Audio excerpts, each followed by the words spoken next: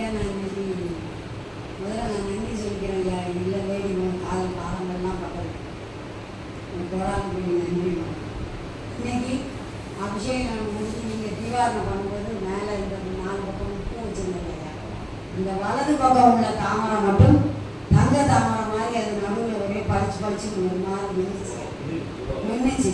எனக்கு ஒரு சந்தேகம், ஏதாவது வேறு லைட்டிங் பிரச்சனை இல்லை இவரை கூப்பிட்டு கேட்டேன். எனக்கு அப்படி நின்றுட்டு மற்ற பொருளெல்லாம் இல்லை. இந்த மாதிரி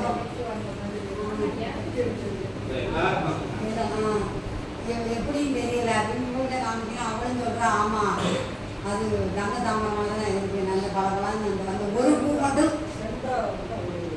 நல்லா மிளகுது. பூதேவி ஸ்ரீதேவி அப்படி ஆராய்ச்சி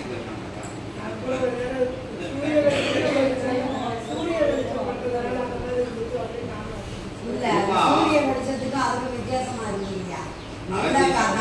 இருந்தது எனக்கு தெரியாது. அம்மா லட்சுமி அம்மா நடந்திருக்கு ரகசியம் எல்லாரும்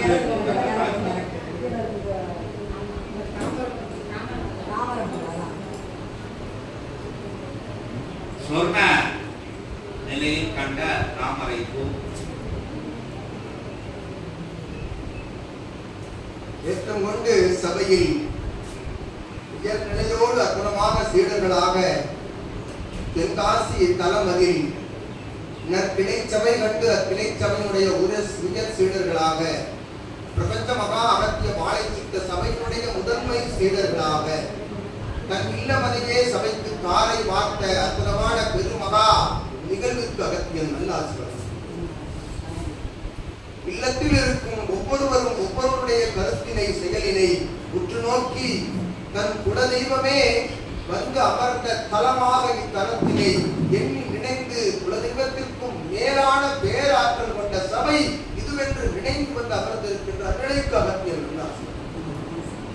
வாறு வணங்கி வாழ்த்தி நின்று நற்பிரபஞ்ச கோமாதா பூஜை கண்ட அபிடேக நிகழ்வுகளிலே அலங்காரங்கள் ஏற்பட்டு அபிடேக நிகழ்கின்ற அற்புதமான நிகழ்வுகளில் கண்ட அத்தகைய பொத்தாமரையில் அமர்ந்திருந்தவன், பொத்தாமரையில் சூட்சமமாக அமர்ந்திருந்தவன் சிவமகா வாழை ஏற்றம் கொண்டு நடந்தேற்கின்ற ஒவ்வொரு அபிடேக நிகழ்வுகளிலும் இது பொற்சபை அல்லவா, பொன்னம்பல மகா சிவமகா வாழை சித்தன் அமர்ந்திருக்கும் சபை அல்லவா, அவனுக்குள் இருக்கும் சிவம் சிவமகா வாழை சித்தனாக தோற்றமளித்த அற்புதமான சபைய தாமரை மலர் மீது அமர்ந்திருந்தவன் பாதாள கங்கா நதிநீரில் தவம் இருந்த சிவமகா வாழை சித்தன். அவன் சொர்ண சித்தனாக ஜொலிக்கின்ற அந்நிலை அவனுடைய ஜொலிப்பிற்கும் மேலாக தாமரை மலர் மலர்ந்திருந்தது, ஜொலித்திருந்தது என்ற சமமாய் மகாவிஷ்ணுவும் தேவியும் ஒன்றாக அவனுக்குள் இருந்து அர்ப்பணிப்பு நிலையோடு கண்ட காட்சிக்குள் அவர்கள் ஒவ்வொரு அமர்ந்திருந்தார்கள் என்று நிலையே இன்னும் வரும் காலங்கள் ஒவ்வொரு நாளும் ஒவ்வொரு பூஜை நிகழ்வுகளும் நடந்தேறும் அவரவர்கள் இல்லங்களில் அமர்ந்து தவம் காண்கின்ற பொழுது நடந்தேறும் என்ற அகத்தியன் நல்ல ஆசிகள் வழங்கி அருள்நிலையாய் இறைநிலையோடு யாம் கூறுகின்ற தவ வாழ்வுதனை வாழ்வாக மேற்கொண்டு வளம் வருகின்ற தங்களுக்கு அவற்றை சொல்லாது. ஓம் அகதீஷாய நமக. நல்ல காட்சி தான் எல்லாரும் பார்த்துருக்கிய, எல்லாரும் தெரிஞ்சு